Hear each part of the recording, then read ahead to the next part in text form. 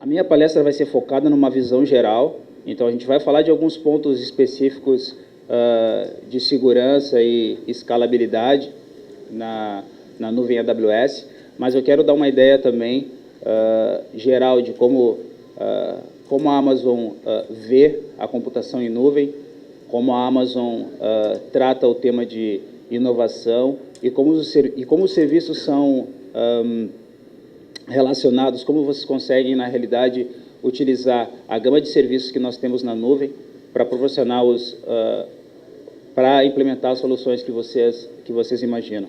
A Amazon acredita que a gente está vivendo realmente uma transformação. Nós temos muitas empresas com propostas extremamente novas, inovadoras. A gente tem muitos dispositivos novos, nos quais conectam as pessoas à internet, tablets, smartphones, e isso realmente gera uma mudança bem grande do jeito que as empresas estão tratando usuários, clientes e fornecedores.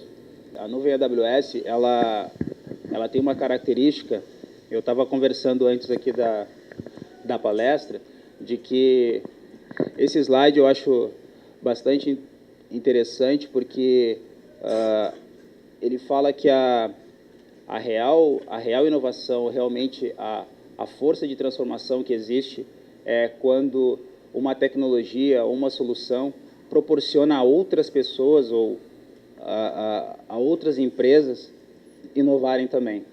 E, como eu falei, na questão da AWS, e para que muitas startups conseguem inovar e fazer os seus negócios em cima da nuvem AWS, é porque realmente os serviços que a AWS está proporcionando para o mercado realmente impulsionam e proporcionam essa característica, essa funcionalidade das empresas, das pessoas inovarem e conseguirem implantar suas soluções em cima da nuvem. A AWS ela tem uma infraestrutura. Quando a gente fala de nuvem, a gente está falando de serviços, mas tudo isso precisa realmente de data centers, de lugares onde esses serviços são prestados. E a AWS hoje ela possui uma presença global. A gente possui uma região aqui no Brasil, então a gente tem data centers aqui no Brasil, mas nós temos data centers também na Europa, na Austrália, Singapura, e todos os pontos vermelhos que vocês veem no mapa são o que nós chamamos de edge locations, então pontos de presença, onde a AWS não tem regiões, mas tem pontos de presença para DNS ou para utilizar a nossa rede de entrega de conteúdo, a nossa CDN. E isso faz com que qualquer usuário no mundo inteiro possa fazer uso de qualquer uma dessas regiões, sendo aqui no Brasil ou fora, simplesmente utilizando o seu browser ou uma linha de comando. Se nós pegarmos a nuvem, se nós pegarmos os serviços que rodam em cima daquela infraestrutura global, nós temos aqui o nosso EBS, que é o nosso storage a nível de bloco. Nós temos o S3, que é o nosso storage, nosso Object Storage. O EC2, que talvez seja um dos mais famosos, junto com o S3, porque é o nosso servidor virtual, é onde as pessoas rodam suas aplicações. Então, a gente tem uma gama de serviços que rodam em qualquer uma daquelas regiões que vocês viram anteriormente. E qual o problema que a a AWS está tentando resolver. Talvez aqui o pessoal da acadêmico não tenha, talvez, tanta experiência, o pessoal que está fazendo a faculdade, mas se a gente voltar um pouco no tempo, a infraestrutura, que a AWS nasceu basicamente como um serviço de infraestrutura sempre foi algo extremamente complexo, extremamente caro e não muito flexível, porque para conseguir comprar as máquinas, colocar as máquinas no rack, custo de energia, todas essas coisas, para quem tem um pouco mais de idade, que nem eu, é algo que realmente não é simples. Não foi simples no passado e não é simples hoje. Eu já tive a oportunidade, por exemplo, vocês já devem ter ouvido falar em Capacity Planning, que é uma coisa que em todas as empresas a gente precisa fazer, porque quando você precisa de recursos, quando você precisa de um servidor, você não pode simplesmente pensar que esse servidor vai estar aqui amanhã. Você precisa ter feito esse Capacity Planning, na realidade, esse planejamento dessa capacidade que você vai utilizar, há no mínimo 3 ou 4 meses atrás.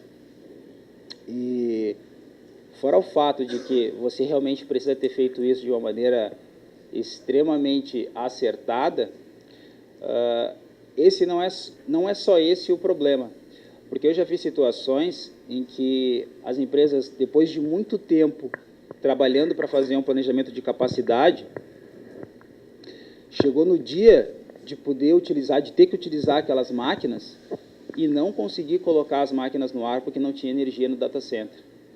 Então, mesmo depois de ter realmente afinado o processo e depois de muita discussão com o chefe para que aqueles números sejam corretos, não conseguir colocar as máquinas no ar ou não conseguir lançar algum produto porque o data center não tinha energia necessária para colocar aqueles equipamentos em produção. Então, quando a gente fala em infraestrutura, não é só a agilidade de colocar a máquina no rack ou de comprar o servidor e de prever ele. Inclusive, a energia, a capacidade do data center é algo que quem trabalha em TI precisa estar pensando nisso e é mais uma variável para tornar essa equação ainda mais complexa. Então, esse slide fala exatamente disso, data center sem espaço, a questão da energia. E isso, com certeza, tem uma frase ali que é falta de foco no negócio. Então, se nós estamos falando de uma empresa de TI, talvez isso não seja falta de foco, mas para muitas empresas que não têm a TI como foco, isso realmente tira a capacidade ou o foco daquelas pessoas de estarem trabalhando no que precisam realmente fazer e ficam trabalhando, porque vocês podem imaginar qual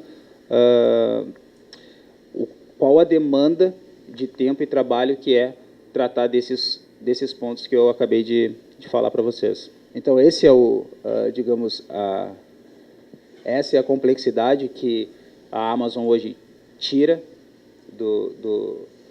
dos nossos clientes, de ter que estar trabalhando com espaço, pensando em espaço, em rack, em planejamento para comprar os servidores, em energia, cabeamento. A diferença, outro ponto interessante é que a maior parte da minha carreira, eu trabalhei mais de 15 anos, quase 20 anos com infraestrutura, e um outro ponto também que é extremamente complexo de administrar é a diferença de hardware. Porque quando a gente sai da plataforma alta de mainframe para a plataforma baixa, tem muitos pontos positivos nessa transformação, mas, por outro lado, existe uma complexidade bastante grande, que é o que vocês já devem ter visto, como muda as máquinas, como mudam, não só no tocante a mais performance, mas mudam no tocante a diferentes fornecedores, diferentes modelos de equipamento. E isso, quando a gente está tratando de infraestrutura, para prover esses recursos para o pessoal de aplicação, é algo extremamente difícil, quando você tem que manter a rede, manter o sistema operacional e manter a infraestrutura, a base para que essas aplicações rodem, também é algo extremamente complexo. E tudo isso a Amazon tira da responsabilidade do cliente. Então, mais um ponto que a gente tinha falado, né, que eu comentei um pouco, que é ou você planeja a capacidade, ou você chuta a capacidade, que eu acredito que ninguém chute a capacidade, mas como é algo extremamente difícil de você prever, como eu falei, tem toda a questão de complexidade do hardware, de tempo para chegar ao equipamento. Hoje, a gente até vive uma situação um pouco melhor no tocante a facilidade de chegar, de compra desses equipamentos, mas há um pouco tempo atrás, talvez colocar uns 5 ou 10 anos atrás, era muito mais demorado e muito mais complexo. O teu planejamento de capacidade tinha que ser de, no mínimo, 6 meses, dependendo da demanda que você tivesse, com o mínimo de 6 meses você não ia ter a capacidade e servidores que você precisa, ou que precisaria. Aqui a gente tem um gráfico que mostra, na realidade, mais uma faceta desse problema, que é quando você faz aquele planejamento de capacidade, ou você está naquela parcela que realmente pode, digamos assim, jogar na Mega Sena que vai ganhar, que é o que consegue ter a capacidade exatamente a que ele precisa, ou ele acaba caindo em 2 outros grupos. Um deles é o que não conseguiu prever a capacidade necessária. Isso é, eu vou ter clientes, eu vou ter usuários que não vão ter o recurso necessário para acessar o meu sistema. Ou cai no outro grupo, que é o mais comum, que é aquele que prevê mais do que realmente seria necessário. Que no tocante ao trabalho é o que a maioria das pessoas fazem ou faziam no passado, que é não deixar o cliente fora, ter o recurso necessário. Então, se voltar naqueles 6 meses que eu falei, se a pessoa pensava que vai precisar de 30 servidores, normalmente colocava que vai precisar de 60 servidores, porque caso não tivesse, não chegasse naquele número, pelo menos não ia faltar. Só que isso, vocês podem imaginar que é um gasto enorme de recurso, principalmente se esse recurso fica sem utilização, ligado no data center. Energia hoje é um dos problemas mais sérios que nós temos, certo? E na última empresa que eu trabalhei, a gente tinha uma conta de que o custo em energia e operação das máquinas no data center eram muito mais caros do que o custo de aquisição do hardware. Então, você fazer um aporte para comprar essas máquinas, para ter uma capacidade maior do que você precisa, pode, em primeiro momento, parecer pouco, mas o custo de operação e o custo de energia dessa máquina no data center e o custo de espaço do data center também, que é algo extremamente caro, principalmente numa cidade tipo São Paulo e Rio de Janeiro, que tem o custo por metro quadrado extremamente alto, é algo que, para a competitividade de uma empresa hoje, é quase que impossível. O que a gente realmente precisa para resolver esse problema, que é a proposta da nuvem AWS. É uma capacidade ajustável. E realmente é simples assim. É algo que você, quando você precisa dessa capacidade, você utiliza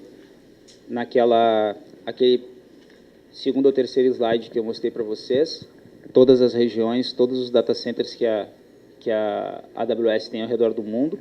Então, no momento que você precisa do recurso, você tem esse recurso. No momento que você não precisa mais desse recurso, você desliga esse recurso e não precisa pensar em todos esses pontos que eu acabei de descrever para vocês, que é planejamento, energia, se a máquina vai ficar ligada e gastando energia sem uso.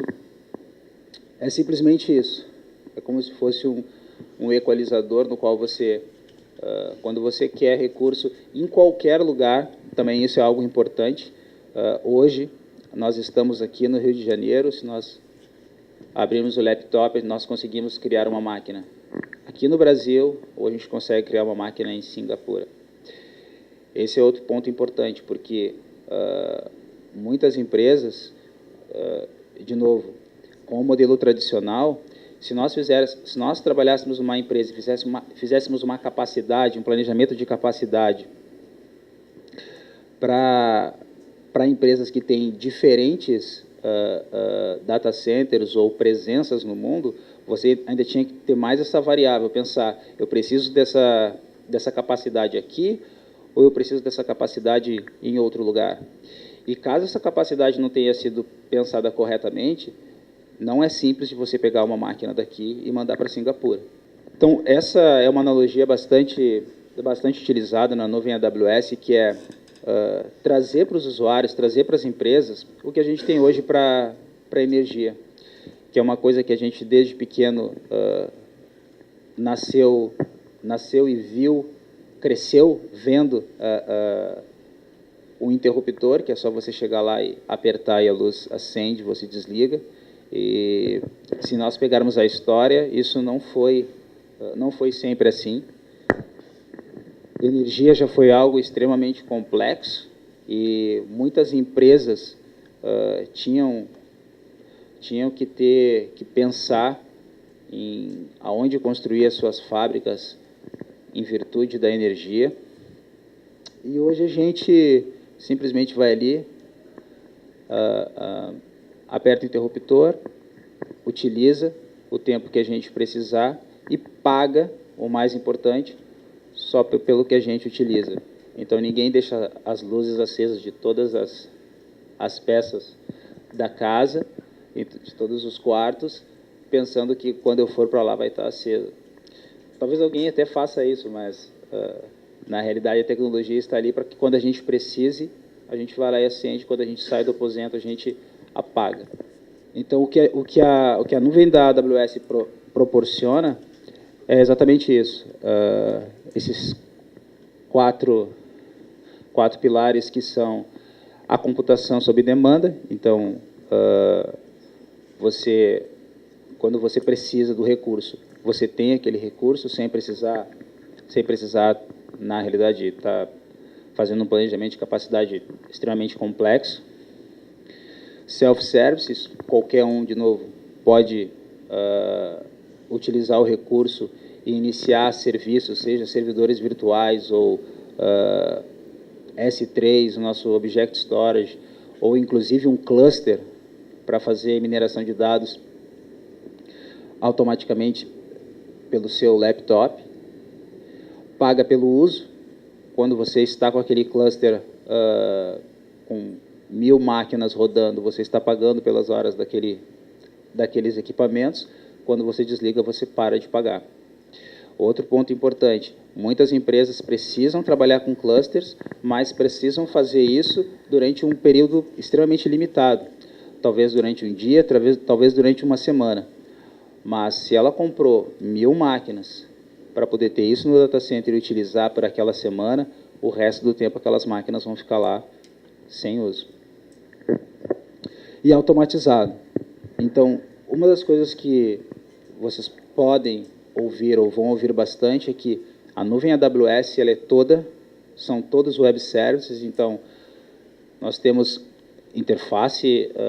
a interface gráfica, que é a interface web, mas nós temos a interface de linha de comando também, e a nossa API, que é a parte, digamos assim, mais rica de interação com a AWS, no qual tudo consegue ser automatizado, e a ideia é pensar em infraestrutura no data center convencional, aquele que vocês estão vendo ali, aquela infraestrutura, como software.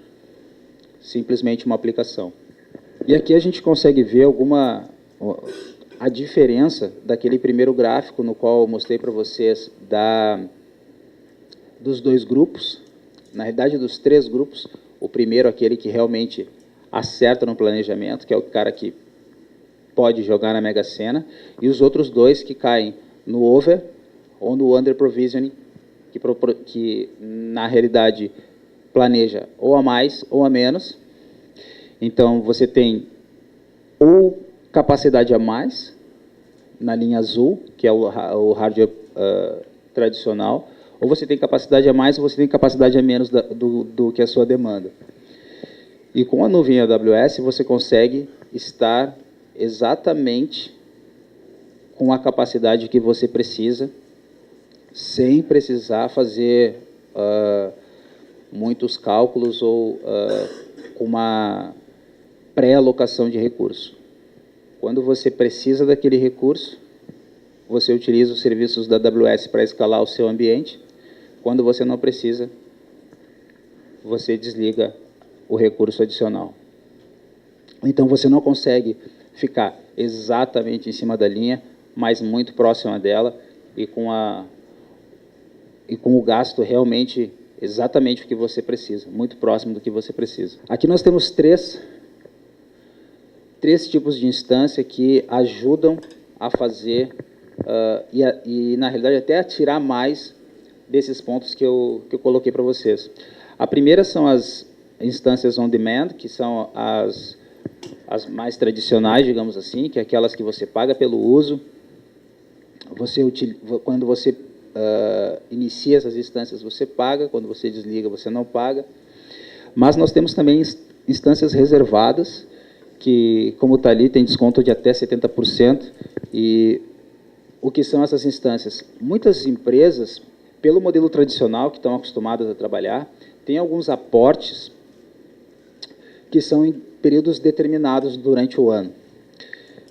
Essas empresas, às vezes, continuam tendo que trabalhar dessa maneira e, por elas terem uma capacidade, uma demanda que é muito controlada, você sabe, por exemplo, que 50 dos seus servidores vão estar ligados todos os dias da semana, durante todas as horas do dia. Então, você pode, na nuvem AWS, contratar essas instâncias reservadas e dizer que você vai utilizar essas instâncias durante esse tempo. Não precisa do recurso de escalar e diminuir, de ligar e desligar essas instâncias. E aí você tem essas empresas podem utilizar a AWS e vão ter um desconto bastante grande dentro desse modelo. Então, fazendo só uma analogia aqui, para as empresas, para as startups que, quando estão começando no negócio, não tem uma necessidade, não vislumbram que vão ter 1000 servidores, podem começar com um e podem utilizar on demand. Caso o serviço seja um sucesso e precise de mais instâncias, quando precisar dessas 1000 instâncias, pode iniciar e vai pagar por aquelas 1000 instâncias naquele dia ou naquele período. Mas empresas que já estão no mercado e têm alguns serviços que são realmente já consolidados e têm esse aporte também, querem utilizar esse recurso, então podem usar as instâncias reservadas e tem um abatimento bastante grande nesse custo. E o terceiro tipo de instância, que são as spots, são um tipo de instância que eu particularmente gosto bastante e tento conversar bastante com os clientes a respeito, que são instâncias nas quais o cliente, quando precisa de algum recurso adicional, mas não necessariamente precisa daquele recurso naquele momento, ele pode fazer um lance, um bid, e caso aquela instância esteja disponível por aquele preço, ele utiliza aquela instância. Quando aquele preço não for mais, não estiver mais disponível, aquela instância vai ser terminada. Isso gera uma oportunidade bastante grande, porque, só para eu tentar explicar para vocês, imagina que vocês tenham na empresa de vocês, ou no caso de uso de vocês, um processo que ele roda durante durante a madrugada e vocês têm, talvez, a semana inteira para rodar esse processo. Mas, caso vocês tenham uma possibilidade de usar essas instâncias spot, vocês podem diminuir o tempo e executar esse processo em 3 ou 4 dias por um preço menor. Vocês continuam podendo executar ele durante a semana inteira. Mas, caso vocês tenham essa oportunidade, vocês consigam fazer esse bid e conseguir essas instâncias por um preço melhor, vocês podem executar, então, utilizar mais instâncias, mais recursos, acabar aquela tarefa mais rápido. Então, é algo que é realmente uma janela de oportunidade, é um tipo de instância que, dependendo do momento, dependendo do dia e da hora, vocês podem ter bastante desconto utilizando esse tipo de instância. Depois dessa visão geral dos recursos, das funcionalidades da AWS, vou falar um pouquinho sobre segurança. Primeiramente, a AWS ela tem inúmeros padrões de mercado que são seguidos. Realmente, se vocês têm eu coloquei mais adiante a nossa homepage para segurança, onde tem vários white papers, tem muita informação e uma questão um ponto bem importante, tem as perguntas frequentes, onde muitas das perguntas de muitos clientes são respondidas. Mas a gente tem realmente aqui, não sei se está dando para o pessoal ler, mas a gente tem a ISO 27001, PCI, SOC 1. Essa certificação ela é bem importante, eu gosto de frisar, porque assim, a SOC 1 tem 2 tipos de relatórios, tem o tipo 1 e o tipo 2. O tipo 1, ele é um assessment que mostra quais os controles de segurança uma empresa tem. O tipo 2, que é o que a AWS tem, ele vai além. Além dele ser feito uma auditoria por uma entidade independente, durante 6 meses, o período mínimo é de 6 meses, essa pessoa fica acompanhando a operação desses sistemas, coleta evidências e a efetividade desses controles. Então, essas palavras eu queria deixar para vocês, salientar bem para vocês.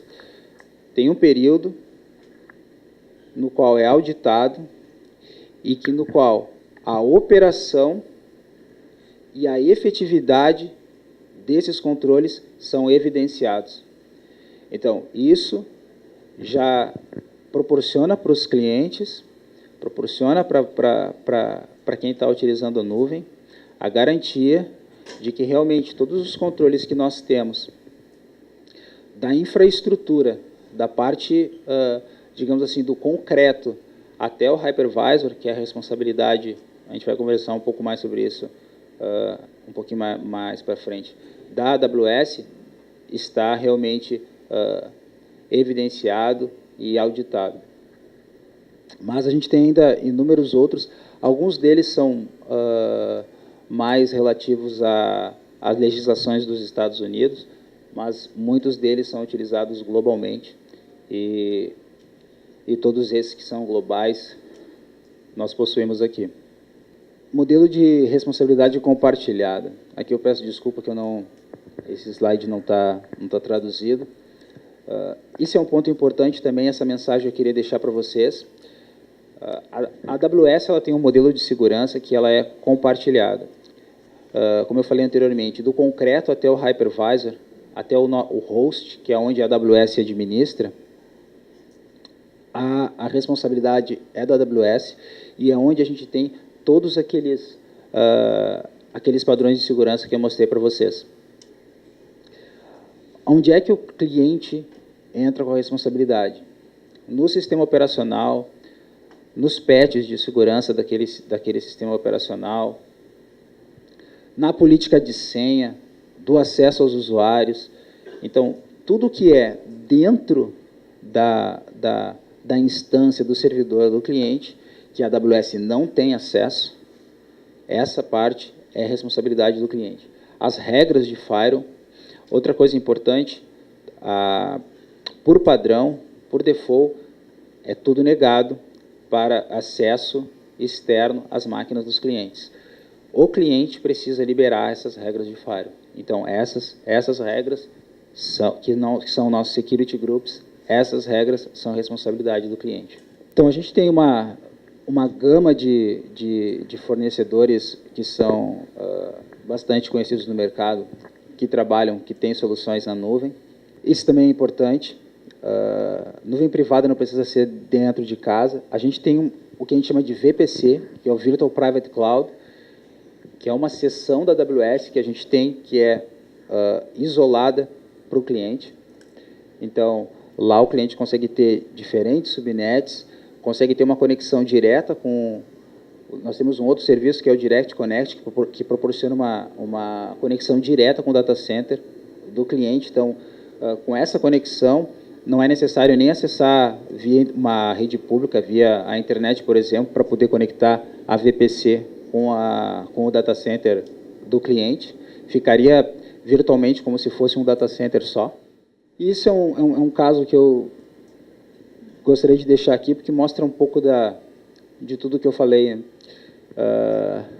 Esse laboratório tinha que fazer essa análise de remédio que tinha um tempo estimado de computação de 12,55 anos. E foi feito em 3 horas, com custo de R$4.000 por hora na nuvem da AWS. De novo, é um recurso que, se nós pegarmos 51.000 cores, se nós pegarmos isso daí para colocar em hardware, se tivesse que ter sido comprado isso, você compra isso e depois você fica com esse hardware todo no seu data center. Na nuvem da AWS você usa durante 3 horas, paga por aquilo ali, depois não pode destruir o cluster e não usa mais. A ONS também é outro caso no qual mostra como a gente consegue entregar elasticidade, o custo e a rapidez dos recursos que a gente proporciona na AWS. E vários outros que tenho certeza que muitos de vocês devem usar vários desses serviços que estão aqui.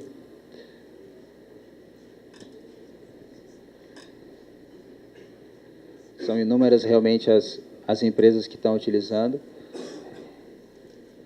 Instituições governamentais e instituições de ensino também.